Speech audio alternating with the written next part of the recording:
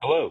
Today we'll be talking about Trump 2.0 and the winding down of the American empire. Now, uh, I want to start with this. I think a lot of times when we deal with President Trump and his cabinet, we're like, well, these guys are just a bunch of idiots. They don't know what they're doing. And I think when you do that and you underestimate him and you say that he doesn't have a cohesive strategy, what you're doing is you're actually missing out on that cohesive strategy and what it means for yourself, your life, the life of sort of the American people and the economy in general, and actually the world, right? Because we're an instrumental part of the world economy. So let's sort of step back and understand the where we're at and where we're sort of going, right? So we have currently we're in the neoliberal, we're in a transition period, but we're in the neoliberal, we're transitioning from neoliberalism to American first nationalism. So what does that mean, right? So um, the neoliberal order, let's go back in terms of historical context. You had World War II, and essentially there was two winners from World War II. There was the USSR and America, and then they fought a bunch of proxy wars, most famously Vietnam. And you ended up around 89 when the Berlin Wall came down and America had won, right? And so we set the world rules-based order. We had, developed the UN, the ICC, a lot of the World Trade Organization, famously in 1994, 95, I think. And that set the current state of art, which is the neoliberal order, right? And what that meant was that people want to sell. They could sell both internally, international markets. A lot of times, we as the U.S. took these trade deficits, what the Trump tariffs are meant to rectify, so that other countries can develop a capital market and grow. And it really helped consumers, particularly U.S. consumers, right? And it helped U.S. consumers in two ways. First, let's just take an example. You bought a TV from China, this Chinese manufacturer, let's say, got $100 from you. They took that $100 and they probably put $50 back in U.S. Treasuries, which lowered our interest rates as well.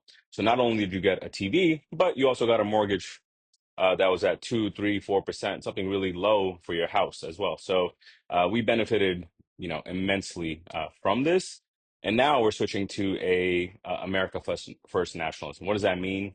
A lot of tariffs to shield local manufacturing from overseas competition. The goal is to reduce trade deficits.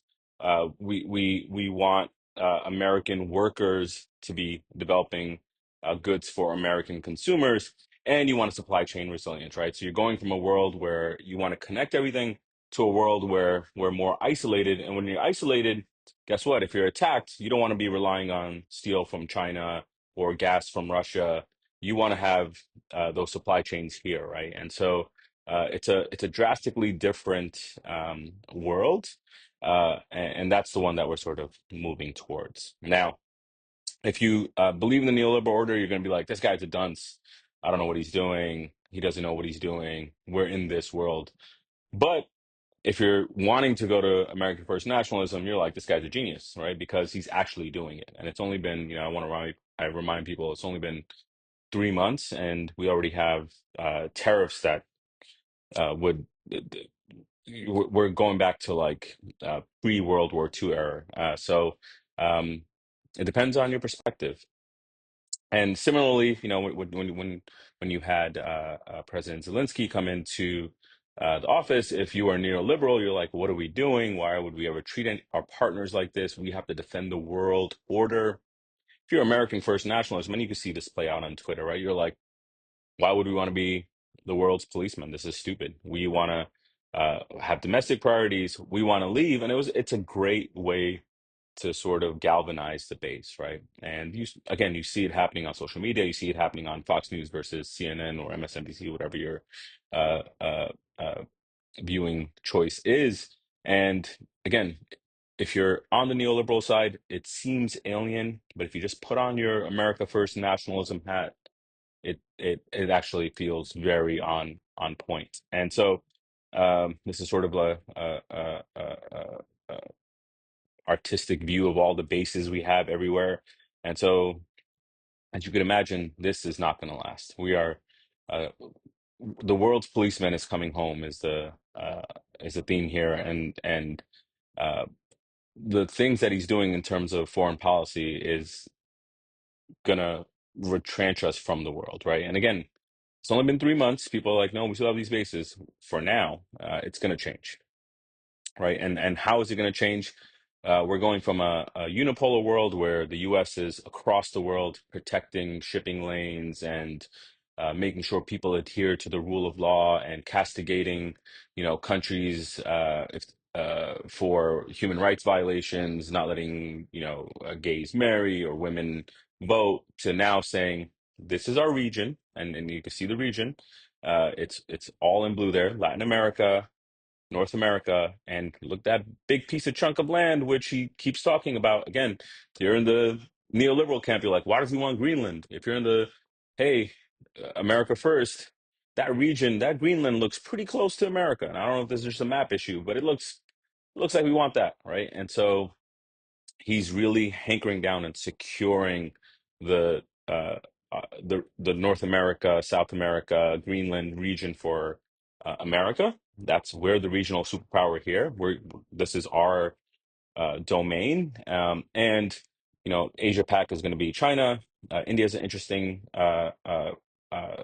country because it's typically non-interventionist. It's typically multi-party arrangements. They're good with Russia, they're good with China, they're good with us. Well, they're not necessarily that great with China. They're getting better. But India is a very interesting country. I don't know how it's going to play out, so I'm not going to take a guess. If I had to, actually, I will take a guess. If I had to guess, I think it's going to align itself with China because the location just makes it so. Plus, they have everything that India would need as a consumer market. You have cheap goods, you have energy, um, and the best thing that you have is there's the Chinese, the Beijing consensus. They don't come in and say you should do X, Y, and Z with regards to the Muslims. They just say uh, uh, you could have the check, right? And I say the Muslims because Narendra Modi's government has typically not treated the Indian minority of uh, uh, people who follow Islam relatively well. So stepping back, our region is the North America, South America, Greenland region. Asia Pac is for China. uh, uh, the Middle East is a very interesting phenomena. You have Israel, you have Turkey, you have Iran, you have Saudi Arabia. They're kind of fighting it out now. You see Israel going a lot more expansionist, trying to really take a lot of territory. I think for the time when these negotiations happen of like who really runs the Middle East. Um, they want to have a big say. And so if they expand now, they'll be able to contract later and still get more. And then, going back to the Zelensky thing, it's interesting. The two people that Trump had prior to Zelensky coming was Macron and Keir Starmer.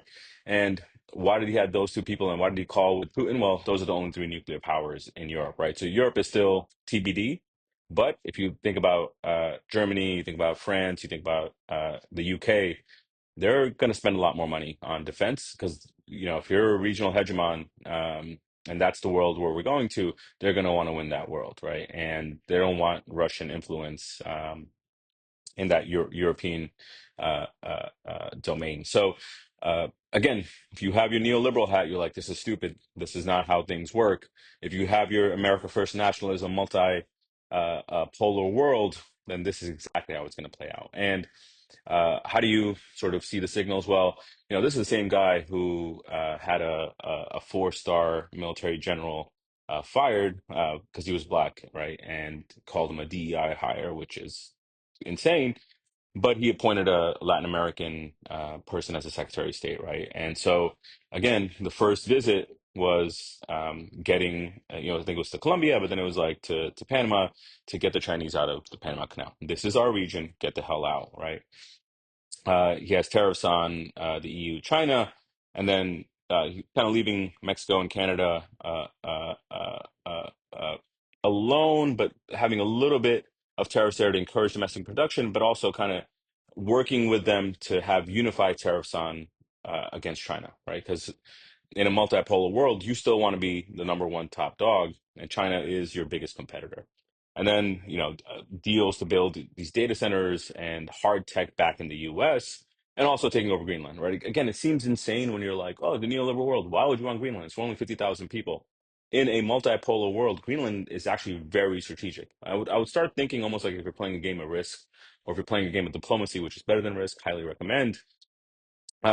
Because and especially if you do it with people, you'll start seeing that the strategy behind it, it's a lot more sort of barbarian, but it is strategy, right? Like it's strongman strategy. It doesn't, if you're not judging strongmen and doing these things isn't terrible. It's going to be painful to transition, and hopefully minority and minority rights are preserved. I doubt it, as you're kind of seeing, but it is a strategy, right? And then Canada as a 51st state, it's more that he wants economic union, and these encouragements are to sort of get people to sort of get that closer proximity to Canada. And then uh, uh, H-1B and gold visas while kicking out immigrants, right? We want the best talent, but we don't want the immigrants. We want them to go back to Latin America. We want them to be a market.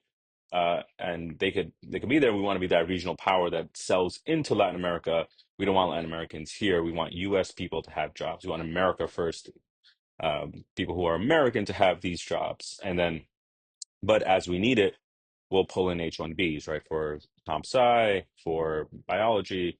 Although a lot of scientists do want to leave, there's a drain going on in America because, I think there's people are seeing the writing on the wall. Uh, but also have gold visas, right? Like we don't really care about neoliberal values. So if once we make peace in with Ukraine, Russia, whatever that's going to happen there, you could see Russian oligarchs getting a gold visa and then going back to the UK and saying, "Hey, I bought this $5 million gold Trump card. Can I have my boat back?" And them being like, "I guess we have to give it to you now because you're a US citizen, right?" So super interesting things that are happening, but again, doesn't seem like a cohesive strategy unless you actually go, "Oh yeah, that's a cohesive strategy." Finally, like this sort of kind of shows that we're dealing with a multipolar world, picking Putin as the winner of the Euro region. Other choices being UK and France, the only nuclear powers. If you were to pick, if I told you, forget the neoliberal thing, take that cap off, and just say who would win in a war of attrition over a long period of time in Europe, it's the people who've won wars prior, right? It's Putin, and you would say Russia. They have stability in terms of leadership. Putin's been there since the 90s. Most likely will be there till he dies, and there's talk about him installing his daughter as the next president of Russia. Leaving the Human Rights Council, we don't really care. We're out. And then this is the crazy part, which this coupled with tariffs is, think about it from a Republican's perspective. This is not a Republican, Democrat, independent thing. This is a multipolar world, strong person thing, right? Trump's told Pete Hegseth to reduce defense spending by 8% a year for 5 years, right? Plus, with Doge, you're looking at possibly a 40 to 50% cut in defense spending, which, like, if I told you that for the US as a Republican is doing that, you would say that's crazy. That would never happen it's never happened in my lifetime. I don't think defense spending has ever gone down in my lifetime.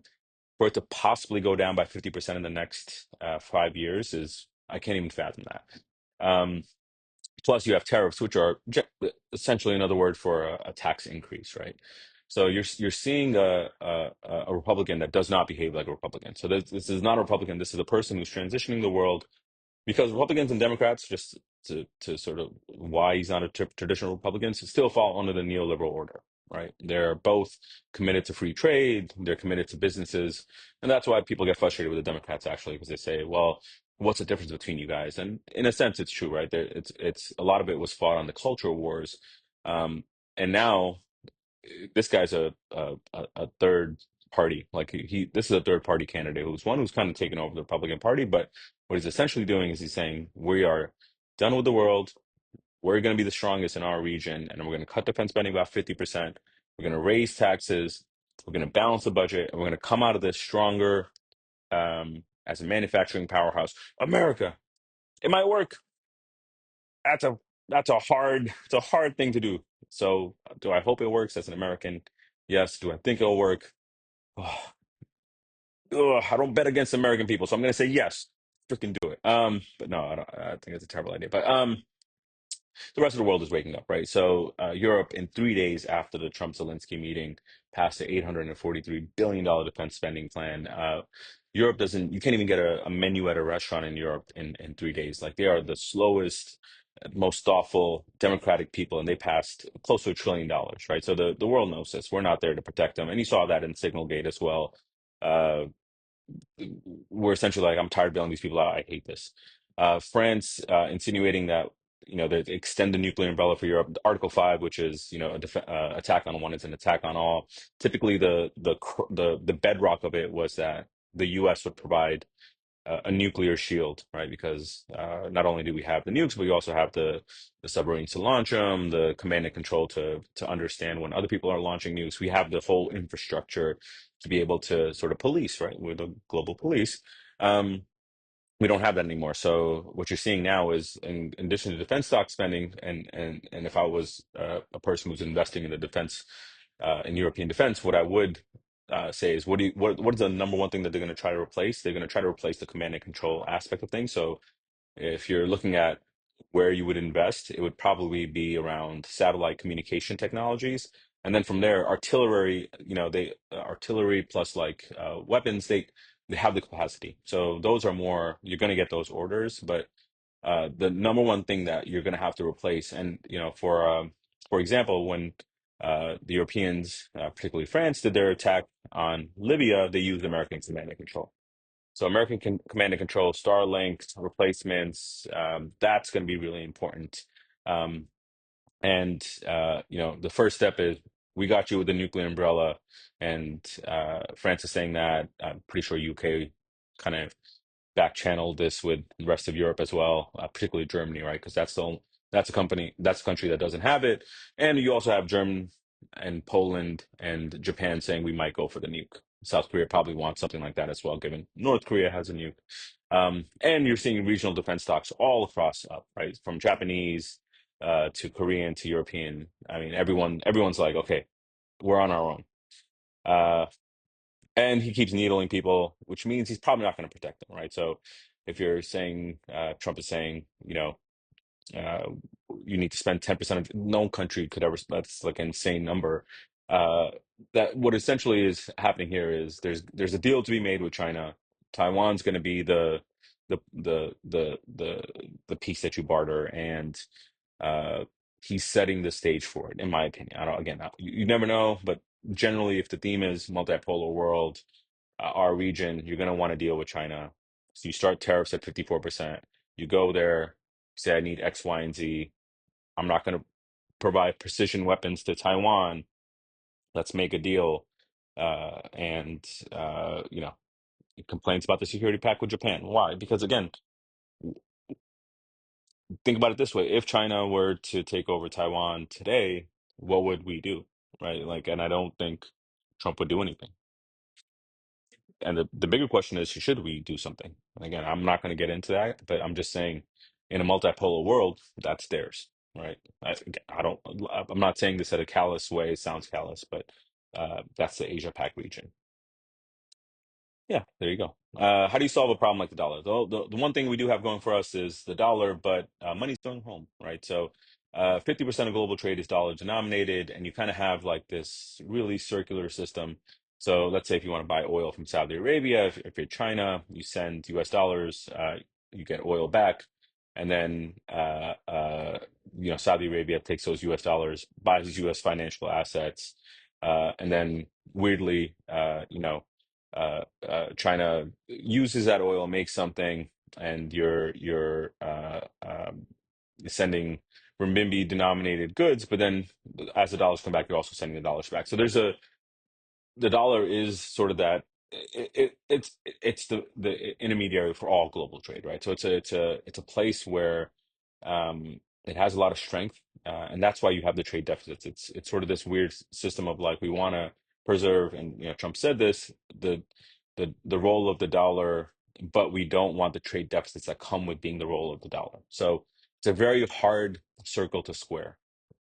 Um, uh, but before we talk about what happens, let's say, what are the rules-based order create while having a dollar? You got really cheap debt. I do want to I want to underscore this. The debt was cheap because you're the reserve currency. I know it's simple. I know it's been said probably 1,000 times, but it just helps to double underline that, because it's really important, right? And then you get cheap consumer goods as well, because again, your dollar is artificially inflated because you're the reserve currency. People need it, so there's a demand for it. And then that caused you to switch to a high margin service and tech based economy because you couldn't compete on the 15% for electric batteries. China won that. But CATL and BYD, these aren't high margin businesses, whereas you compare it to Google, it's an 80% margin business, right? BYD, the premier electric car company in the world, I don't think there's anyone doubting that, is a 15 to 20% margin business, whereas Google is an 80% margin business. And Google is a leader in autonomous cars, right? Bar none, which is again going to be a 30, 40, 50% margin business when it starts. China became the world's factory, and they, again, I'm not absolving China of their role in this. They bought a lot of US dollars to keep their currency cheap. Not a good idea. Why? Because now you have a deflationary trend in China. You have China overbuilding because, uh, uh, uh, factories, and now they have to export, right? You can get into this really weird place where you overbuilt, and now you're looking for other markets. And if this sort of protectionism that's happening in the US happens in other places, you're going to have a lot of overcapacity. And so, uh, I don't know what's going to happen in a multipolar world. It's just this, I'm just laying it out. And then you have Russia, Middle East, Australia, Brazil, the commodity providers, and then India provides global tech talent. Plus, they have a young market now. They have the demographic dividend, and so this is sort of the world how it is, and this is where the dollar facilitated and lubricated. Now, what you're having is a, a shift away from the dollar, right? And you hear about this. It's very hard to do. You have to imagine you hold reserves, you hold dollar debt, people buy in dollars, you trade with the US. It's very hard to move over, but it's happening slowly, right? And so you have a alternative to SWIFT, which is a European thing, but again, it's ours and Europe's thing. You have the Asian Development Bank, which is an IMF alternative. You have the EU one, which I think is extremely important. People can trade in that. And then now trades are increasingly being settled in other currencies, right? So you have a shift out of dollars because I think the BRICS nations, which are about 30% of the world GDP, are realizing that they should. Um, and then this is where I think it's going to be the biggest effect, and you're seeing it in the stock market as we currently go, is that the US is 63% of global investment, but only 26% of GDP. This is the famous Buffett indicator that he likes to use. It's the, stock market value divided by the GDP, kind of similar. And what you notice is if you're looking at this, like China severely undervalued, US severely overvalued, right? And you're kind of seeing all these shifts where the DAX and China and the UK markets are up because the dollar investments are going down. Money's going home. If you're going to be in a multipolar world, I'm not the only person who sees this. There's smarter people than me who are seeing this, and they're taking the money home, right? And then what you're happening in the U.S. with all these tariffs and all these things is, uh, you're there's a concentration in U.S. There's a flight to U.S. debt, and then the U.S. The Fed and other policymakers put this money back into the system, which creates further volatility, right? Because if you have this world that's reliant on the US and the US markets, any turbulence in the US market forces actually weirdly more money into the US, which then policymakers use to bail out the US. And it's a hard cycle to break. But what you're seeing now is global asset managers are saying, we're going to take that hit and we're just going to bring the money back. And you're seeing the resilience in foreign markets. Typically, that flight to the US debt would happen. Now you're seeing it from internal US. You're not seeing it a lot from foreign markets. Foreign markets are saying, I'm taking my money home. Now, what did this cause on a tangible basis, right? This weird trade between the US and China, and this neoliberal order. Well, you had an overbuild in China, the ghost houses to nowhere, the overcapacity in like a lot of these industries. And then you have a gross financialization in America, Bitcoin, meme coins. Our president has a meme coin. Like, just stop for a second and think about that, right? And that was because we had cheap US dollars that were weirdly very expensive when you went abroad, right? Because we were strong. But we got them as Americans for cheap. People were like, take this TV. Oh, take the money back from the TV and get yourself a 30-year mortgage at 2%. And in China, they were like, uh, here's our stimulus. We want to just keep building. essentially assets, hard assets, because we don't want to get into the value add chain as of yet. Now they're obviously doing that, and it started happening around 2016. Um, Trump won, but this is sort of the what the neoliberal order led to. Financialization of freaking everything in America. Gambling is legal, and people just bet on everything. It's like the whole world, all of America has just become a casino essentially, whereas all of China has just become like a factory, like a hard uh, goods. They reduce the cost of everything. They're amazing at this. And, DeepSeek kind of proves that out. Um, and uh, uh, uh, this is the dollars um, going home, right? So this is the euro index and the DAX versus the S&P, right? And so we're a much bigger market, and even a 3, 4, 5, 6% drawdown in us is a pretty big catapult in these local regional indexes, and I don't think this trend is going to stop. So what happens if not the dollar? Who China can't do it because they currently have capital controls. That's why I see a lot of like Chinese people who, if they could get money out the country, they buy a lot of housing in other places. That's a big complaint that a lot of Canadians have, a lot of people in American places where the Chinese buy a property and they don't actually live in there. Why? Because you have capital controls. So that when you can get money out, you do. Then what do you want to hold? Well, you're going to hold something that, similar to the assets you prize in your country, hard assets. And so uh, this is sort of the three legs of the stool. You pick two, right? So you have capital controls, which means money. I control money going in and out. You have a free floating exchange rate, or you have independent monetary policy. Pick two, right? And what does China have? They have capital controls and they have an independent monetary policy, which means they decide what the exchange rate is at any given time. And so, uh, in my guess, I think in a few years, what you'll see is they're going to lift capital controls, and so the EU on can be. I mean, it might come faster, given the whole tariff paradigm. They're going to at some point you're going to have to lift capital controls. It'll give you two effects. One, the EU on could be used for exchange, and your currency will strengthen, which hopefully allows your domestic consumption to pick up, right? Because now you're going to feel richer. People are going to come into the Hang Seng, the Chinese Shanghai stock markets, and they're going to come in, and hopefully your population feels richer, so they could go out, maybe take a vacation or two, use the yuan to buy imported goods from America. Maybe we'll send them some stuff, right? Harley Davidsons and Ford's, not the best car. Levi's jeans, right? So right now you have this really weird disparity, artificial, and so you're gonna kind of, and again, this is where sort of like I think Taiwan will come in. Uh, you're gonna have a deal made, and you're gonna rebalance. And once you rebalance, you're gonna see a lower dollar that allows us to be more of an export nation and more of a tourist destination. Why don't we ever see any Chinese tourists? Well, because the US dollar is pretty damn strong. Um, but why do you see US tourists everywhere? You go to Europe and you're amazed by how far the US dollar goes. That's not a real thing. It's because we have this privilege, and I think that privilege is ending. So, who are the losers in all this? The US finance and service sectors, right? Services sector, sorry, not the service sector. That's internal. Um, why? These are, if you wanted to, put a face of what the neoliberal order looks like, is the U.S. finance sector. U.S. banks are trading at 6 times the multiples of their European counterparts. Sorry, 6 times the book value of the European counterparts. Are we 6 times as productive or not? What you had is, because the dollar is a reserve currency, you had this whole sector, and because you had such a high concentration of wealth that was put here because we imagined the US was stable and would keep the neoliberal order going, our stock markets are artificially, I think, propped up.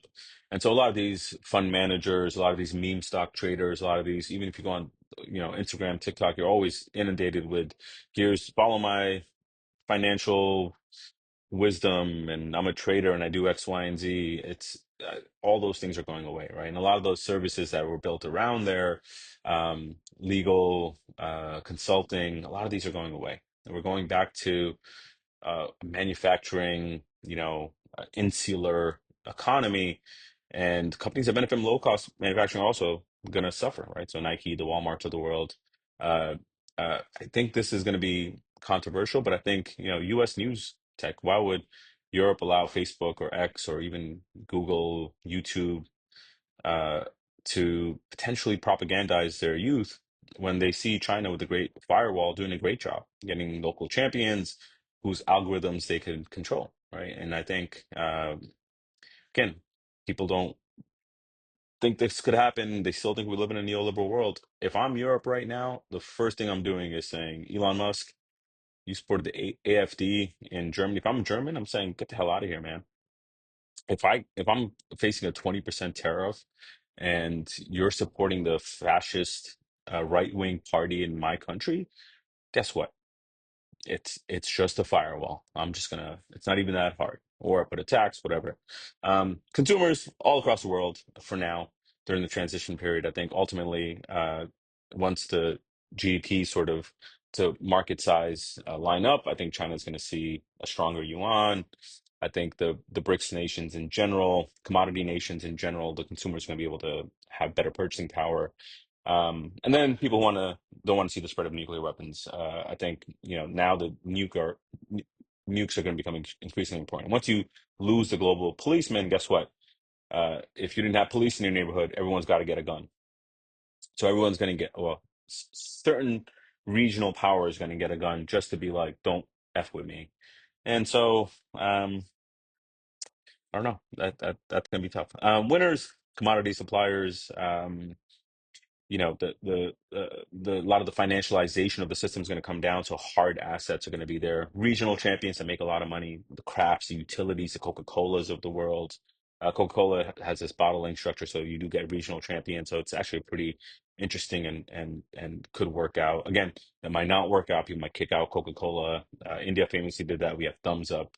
Um, Trading houses, people in Switzerland and Singapore who are able to navigate this multipolar world, and then China and BRICS at large. I think they're the population centers, they're the production centers, and they are together. They're weirdly making a sort of a European Union, but they're coming from a very low base, so I think they have a lot of upside. And again, this is sort of where we come from. This is where we're transitioning to. 1914, the sunset on the British Empire. We had world wars. We had a bipolar world. We had proxy wars. And I think the reason why I put this up here is from 89, we started a lot of wars, but for the vast majority of the world, we had a lot of peace. And I think the next 20 years are going to be some of the hardest to navigate. And you're going to have to be very active in preserving wealth, kind of trying to figure out what to do. And there's going to be a lot of poverty. It's going to be a lot of volatility, and you're already seeing it. Um, but with that said, uh, you're always bullish on humanity. You're always bullish on the American people. You're bullish on people all across the world, right? Because at the end of the day, people just want a great um, life for themselves and for their children mostly. So, is it going to be difficult? Yes. Is it going to be doable? Yes. Do I hope we come out of it on the right side as America? Well, sure hope so. We have too many guns in this country not to, but yeah. And so Uncle Sam wants you to fend for yourself. So have a good one. Take care. Bye.